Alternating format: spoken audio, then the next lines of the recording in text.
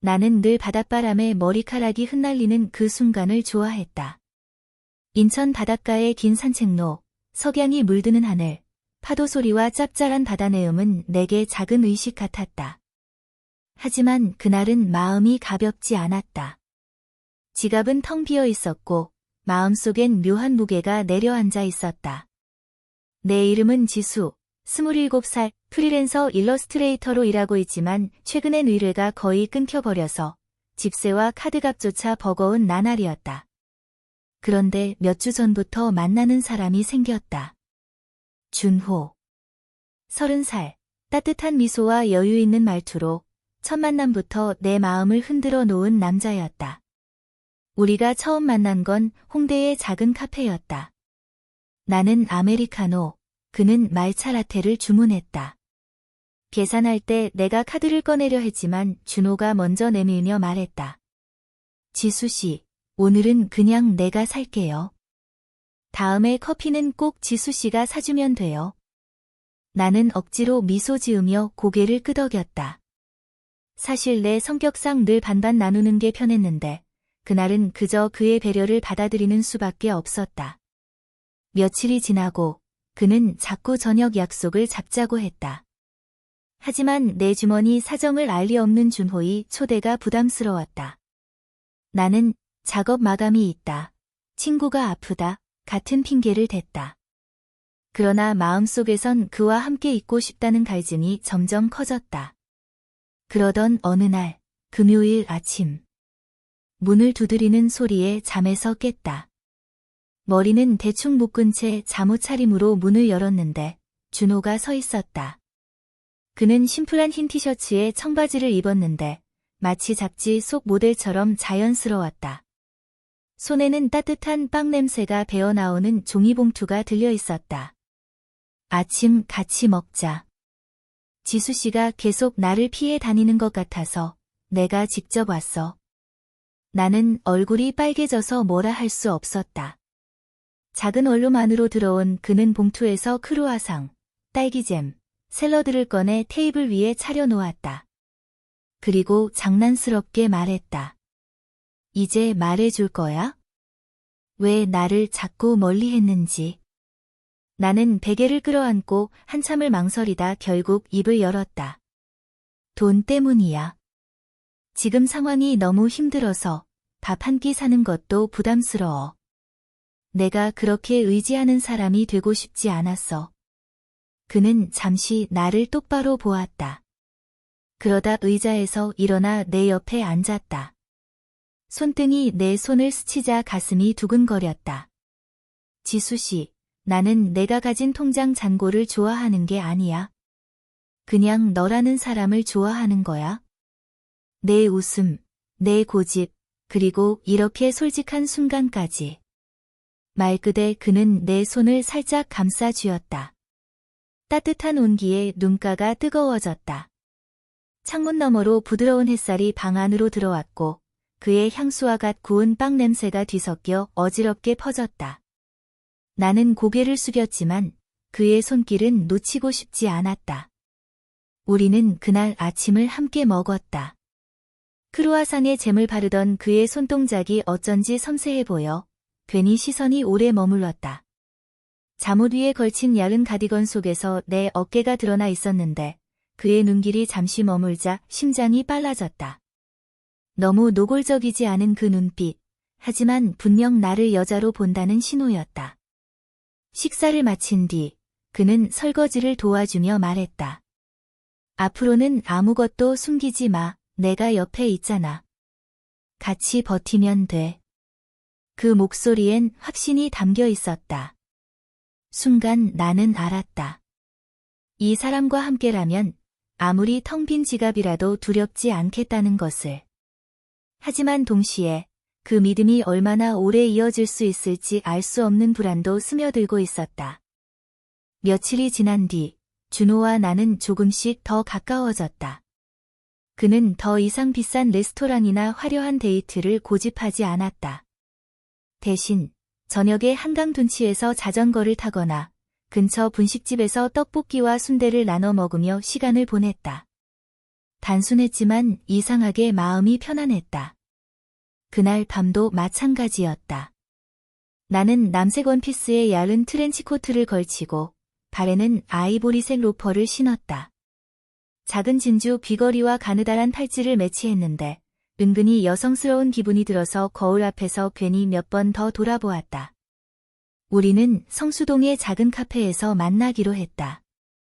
카페는 오래된 창고를 개조한 곳이라 천장이 높고 노출 콘크리트 벽에 아트 포스터가 붙어 있었다. 조명이 은은해 마치 영화 속 장면 같았다. 준호는 검은 니트와 슬림한 슬랙스를 입고 있었는데 그가 내게 손을 흔들자 주변의 소음이 모두 사라지는 듯했다. 지수 씨 오늘 진짜 예쁘다. 그의 눈빛이 내 전신을 따라 잠시 머물렀다. 과하지 않은 칭찬이었지만 심장이 두근거렸다. 나는 괜히 머리카락을 귀 뒤로 넘기며 웃었다. 고마워요. 준호 씨도 오늘 멋있네요. 모델 같아요. 우리는 따뜻한 라떼를 마시며 이야기를 나눴다. 그런데 대화 중간중간 그의 시선이 내 손목이나 귀걸이에 자꾸 멈추는 게 느껴졌다. 마치 작은 액세서리조차도 특별하게 바라보는 듯했다. 그런 눈빛이 은근히 긴장을 불러일으켰다. 카페를 나와 밤길을 걸을 때 가로등 불빛이 내 옷자락에 드리워졌다. 갑자기 불어온 바람에 치맛자락이 흔들리자 준호가 나를 살짝 감싸듯 가까이 다가왔다.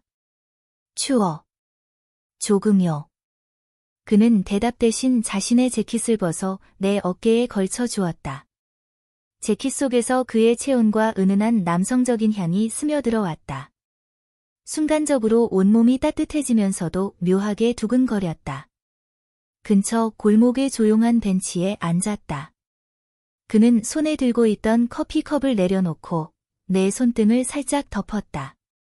손끝이 닿자마자 전기가 흐르는 듯한 감각이 스쳤다. 지수 씨, 있잖아. 나는 내가 항상 강한 척하는 게 멋있어. 근데 가끔은 나한테 기대도 괜찮아. 나는 고개를 숙이며 대답했다. 혹시 내가 약해 보일까 봐 무서웠어. 나 혼자서도 괜찮다고 증명하고 싶었거든. 그는 고개를 저으며 나를 바라봤다. 내가 약해 보여도 좋아. 나는 그 모습까지 다 보고 싶어. 그 말이 너무 따뜻해서 순간 눈물이 고일 뻔했다. 그가 내 손을 조금 더 세게 감싸쥐었고 나는 그 힘을 놓고 싶지 않았다. 내 치마 자락이 바람에 다시 살짝 흔들리며 그의 무릎을 스쳤다. 작은 스킨십이지만 은근한 긴장감이 온몸을 감쌌다. 그날 밤 우리는 입을 맞추지 않았다. 하지만 서로의 체온과 눈빛만으로도 충분히 깊은 교감이 있었다. 집으로 돌아가는 길, 나는 그의 재킷을 여전히 입고 있었는데 마치 품 안에 안긴 듯한 포근함이 남아 있었다. 며칠 뒤, 준호는 또다시 깜짝 이벤트를 준비했다. 이번에는 특별한 데이트는 아니고 그냥 편하게 하루 보내자 라며 나를 불러냈다. 장소는 서울숲 근처 그의 원룸이었다. 나는 아이보리색 블라우스에 살짝 몸에 붙는 하이웨이스트 청바지를 입었다. 발에는 베이지색 스트랩 샌들을 신고 작은 미니백을 걸쳤다. 머리는 자연스럽게 풀어내렸고 입술에는 연한 장밋빛 틴트를 발랐다. 내 모습이 평범하면서도 여성스럽게 보이길 바랐다. 그의 집은 깔끔하고 아담했다. 흰 벽과 낮은 가구들, 창가에 놓인 몇 그루의 식물이 집안을 산뜻하게 채우고 있었다. 무엇보다 눈길을 끈 건 작은 턴테이블이었다. 옆에는 재즈 LP가 쌓여 있었다. 음악 들으면서 같이 요리하려고. 내가 파스타 소스는 준비했는데 면은 같이 삶자. 그가 앞치마를 내게 건넸다. 나는 장난스럽게 고개를 저었다. 요리. 나 자신 없는데? 괜찮아. 흘려도 돼. 어차피 청소는 내가 할 거니까. 우리는 부엌에서 파스타를 만들었다. 소스가 끓는 냄비에서 토마토 향이 퍼졌고 내가 면을 건져 올리다 물이 튀어 손등에 닿았다. 순간 작은 신음을 내뱉자 준호가 다급히 내 손을 붙잡았다. 괜찮아? 데였어? 그의 얼굴이 가까이 다가왔고 나는 괜히 숨이 막히는 것 같았다. 작은 물방울이 내 손목을 따라 흘러내렸는데 그는 조심스럽게 티슈로 닦아주었다. 그 부드러운 손길에 온몸이 긴장으로 굳어졌다. 파스타를 다 먹고 난 뒤 우리는 거실 바닥에 앉아 와인을 조금 마셨다. 잔을 들고 건배하듯 부딪히자 그의 시선이 내 발목에 머물렀다. 얇은 스트랩 샌들 사이로 드러난 내 발끝에 시선을 두는 그 순간 내 얼굴이 달아올랐다. 그는 아무 말도 하지 않았지만 분명 나를 여자로 바라보고 있다는 게 느껴졌다.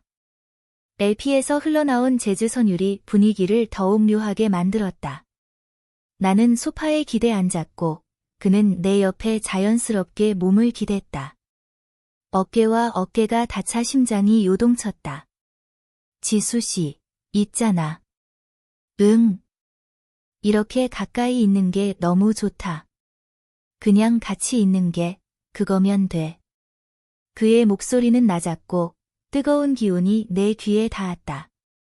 순간 그의 손등이 내 허벅지 옆에 살짝 스쳤다. 직접적인 스킨십은 아니었지만 숨결처럼 은근한 자극이 온몸을 휘감았다. 나는 고개를 돌려 그를 바라봤다. 눈빛이 마주친 순간 세상이 멈춘 듯 조용해졌다. 그날 밤도 우리 사이엔 선을 넘는 일은 없었다. 하지만 그가 내 곁에서 나를 바라보고 있다는 것만으로도 충분히 심장이 떨렸다. 집으로 돌아오는 길, 나는 알았다. 준호와 나 사이에는 단순한 호감 이상의 무언가가 커지고 있다는 것을.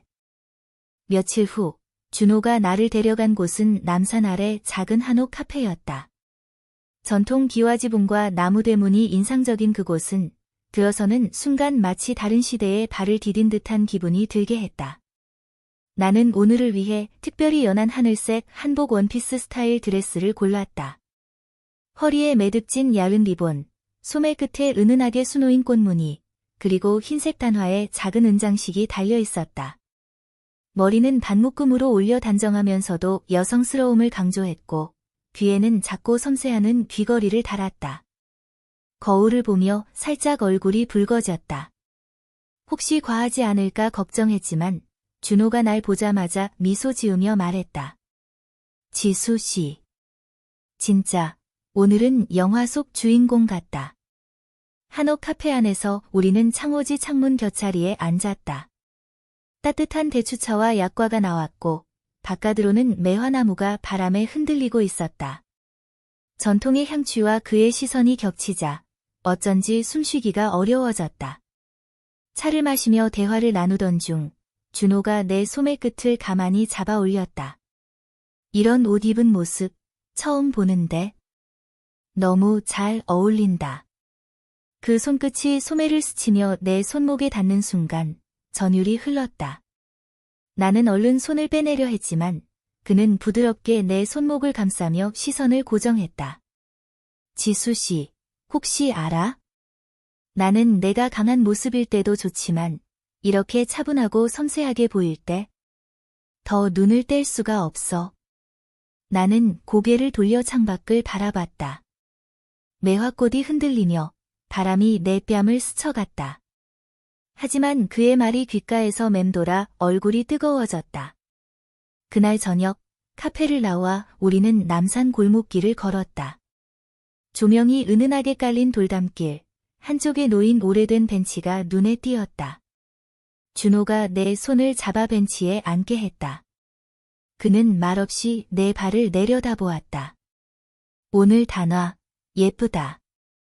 근데 내 발이 더 예뻐 보여. 순간 심장이 크게 울렸다.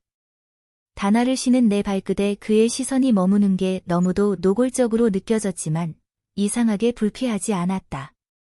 오히려 내 안에 알 수 없는 떨림과 묘한 긴장감이 차올랐다. 준호 씨. 너무 뚫어지게 보지 마요. 내가 작게 중얼거리자 그는 웃으며 고개를 저었다. 못 멈추겠어. 그만큼 내가 매력적이니까. 우리는 한동안 아무 말 없이 앉아 있었다. 손끝이 맞닿고 바람이 옷자락을 흔들었다. 멀리서 서울타워 불빛이 반짝였지만 내 눈엔 오직 준호만 보였다. 그 순간 나는 알았다. 우리가 서로에게 점점 더 깊게 끌려 들어가고 있다는 것을. 하지만 동시에 이런 강한 감정이 어디로 데려갈지 두려움이 스며들고 있었다. 며칠 뒤 나는 준호와의 약속을 위해 강남의 작은 영화관에 갔다. 오래된 건물이었지만 내부는 아늑했고 조용한 분위기가 마음에 들었다.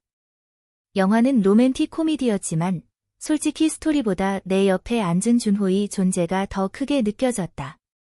나는 검은색 슬림 원피스에 얇은 카디건을 걸쳤고 발에는 광택이 은은한 블랙 힐을 신었다. 머리는 반묶음으로 묶고 붉은 톤의 립스틱을 발라 조금은 과감한 느낌을 주었다. 거울 앞에서 한참 망설였지만 오늘은 그에게 조금 더 솔직한 내 모습을 보여주고 싶었다. 영화가 끝난 뒤 그는 나를 집까지 데려다 주었다. 늦은 밤이었고 아파트 앞 골목엔 가로등 불빛만이 은은히 비추고 있었다. 바람이 불자 내 치맛자락이 흔들리고 구두 굽소리가 정막을 깼다. 지수 씨, 오늘은 뭔가 달라 보여. 눈빛도, 웃음도. 그가 나를 바라보며 말했다.